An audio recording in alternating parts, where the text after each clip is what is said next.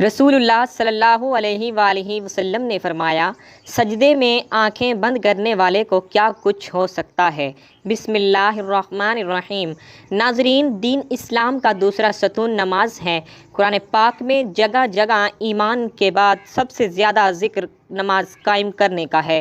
نماز بندے کو اپنے رب کے اتنا قریب کر دیتی ہے کہ اتنی قربت کسی بھی دوسرے عمل کے ذریعے اور کسی بھی دوسری حالت میں اسے حاصل نہیں ہو سکتی۔ نماز قائم کرنے کی بدولت ہی مسلمان اللہ کی یاد، اس کا قرب، اس کی حضوری اور اس کی ہم کلامی جیسی نعمتوں سے فیض یاب ہوتا ہے۔ کیا دین کی روح اور بندگی کی معراج ان چیزوں کے سوا اور بھی کچھ ہو سکتی ہے؟ ظاہر ہے کہ نہیں ہو سکتی۔ ایمان کی جڑوں کو نمی اور تازگی صرف اللہ تعالیٰ کی یاد سے ہی ملتی ہے۔ جس درخت کی جڑوں کو نمی اور تازگی نہ ملے تو وہ سوکھنے لگتا ہے اور پھلنا پھولنا بند کر دیتا ہے۔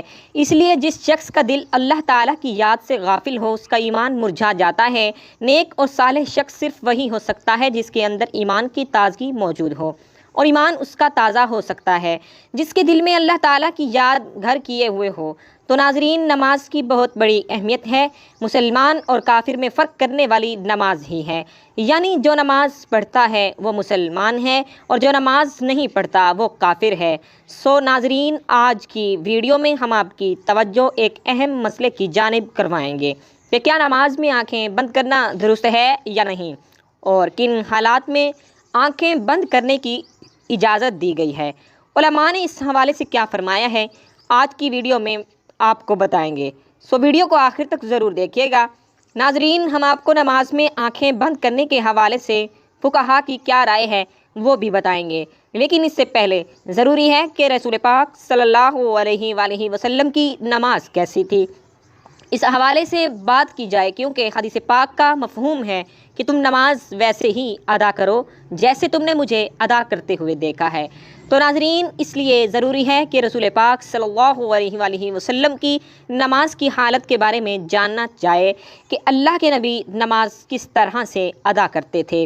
اللہ تعالیٰ کے محبوب بندوں میں انبیاء کرام علیہ السلام، صحابہ کرام رضوان اللہ تعالیٰ مجمعین اور اولیاء کرام رحمۃ اللہ علیہ ہیں۔ اللہ تعالیٰ نے انہیں اپنی رحمت خاص سے نوازا اور انہیں مقام ابدیت سے سرفراز کیا۔ ان محبوب ہستیوں کی نماز میں بے پناہ محویت اور خشوع و خضوع تھا۔ رسول اکرم صلی اللہ علیہ وآلہ وسلم اعلان نبوت سے پہلے بھی غار حرا میں کافی عرصہ عبادت الہی میں مصروف رہے، مگر جب آپ صلی اللہ علیہ وآلہ وسلم نے اعلان نبوت فرمایا تو آپ صلی اللہ علیہ وآلہ وسلم کو نماز کا حکم ملا، اور آپ صلی اللہ علیہ وآلہ وسلم اس پر کاربند ہو گئے۔ ابتدا میں آپ چھپ کر نماز ادا کیا کرتے تھے۔ نبی کریم صلی اللہ علیہ وآلہ وسلم کی نماز مثالی ہے۔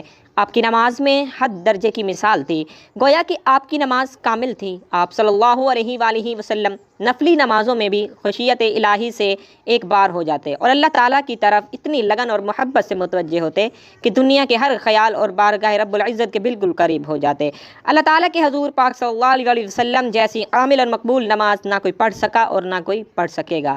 آپ تہجد پڑھا کرتے تھے، اور شروع میں آپ پر نماز تہجد فرض تھی۔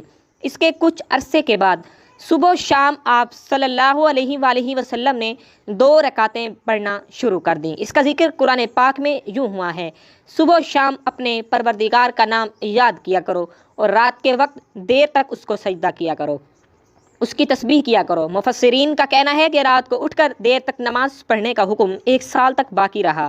اس کے بعد رات کی نماز فرض کی بجائے نفل ہو گئی۔ تہجد کے نفل ہو جانے کے بعد حضور پاک صلی اللہ علیہ وآلہ وسلم شب میں کثرت سے نماز پڑھا کرتے تھے اور بڑی قرات کیا کرتے تھے۔ بعد میں جب 5 نمازیں باجماعت فرض ہو گئیں تو آپ صلی اللہ علیہ وآلہ وسلم نے آخری دم تک اس فریضے کو بڑے احسن طریقے سے سر انجام دیا۔ آپ صلی اللہ علیہ وآلہ وسلم کی نماز میں اتنی عاجزی اور خشوع و خضوع ہوتا کہ اس کی مثال نہیں ملتی۔ بخاری شریف میں ہے کہ ایک بار ایک شخص نے ام المومنین حضرت عائشہ صدیقہ رضی اللہ تعالیٰ عنہا سے درخواست کی کہ حضرت محمد مصطفیٰ صلی اللہ علیہ وآلہ وسلم کی کوئی عجیب بات جو آپ نے دیکھی ہو بیان کیجیے۔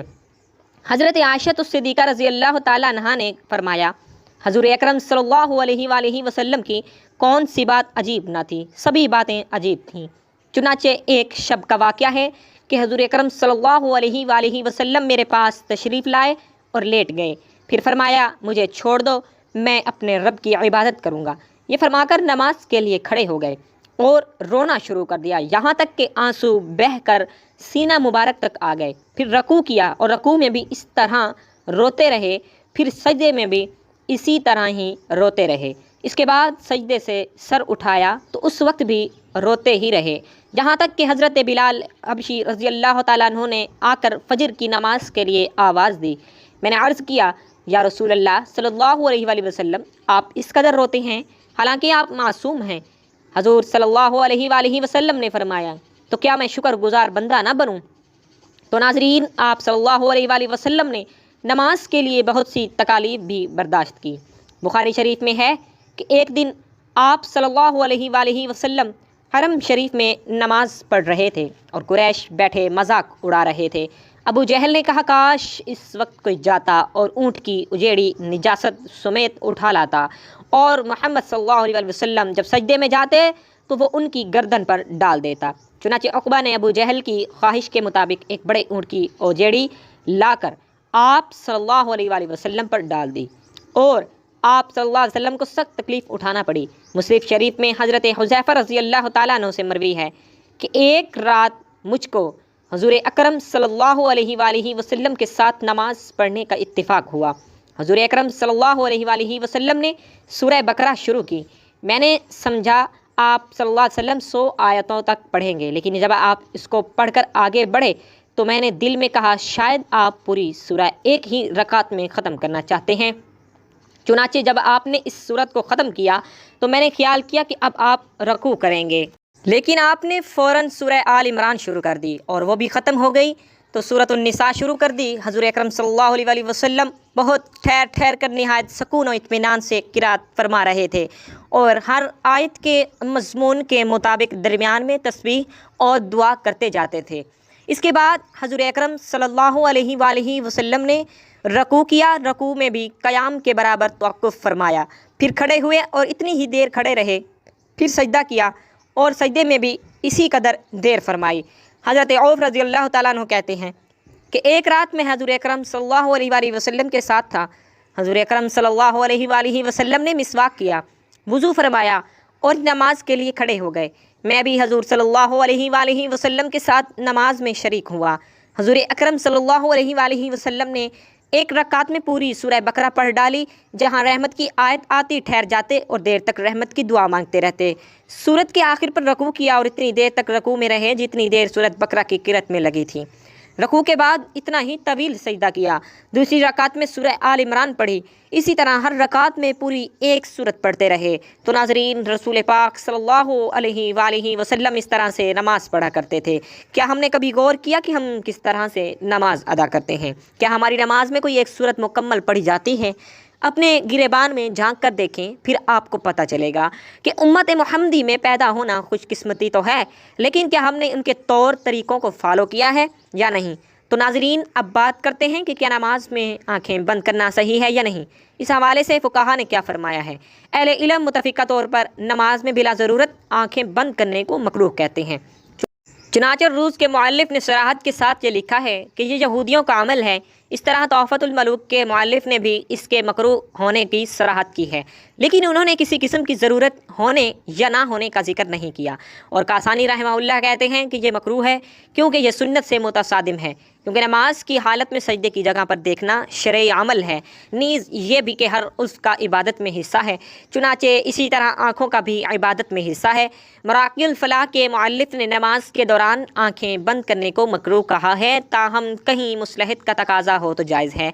बल्कि उन्होंने ये भी कहा है कि बस औक़ात आँखें बंद करना आँखें खुली रखने से बेहतर होगा। इमाम आस बिन अब्दुस्सलाम रहमतुल्लाह अलैह ने अपने फतावा में ज़रूरत के वक्त आँखें बंद करने की इजाज़त दी है कि अगर इसे नमाज में खुशू ज़्यादा पैदा होने का इम्कान हो तो आँखें बंद की जा सकती हैं।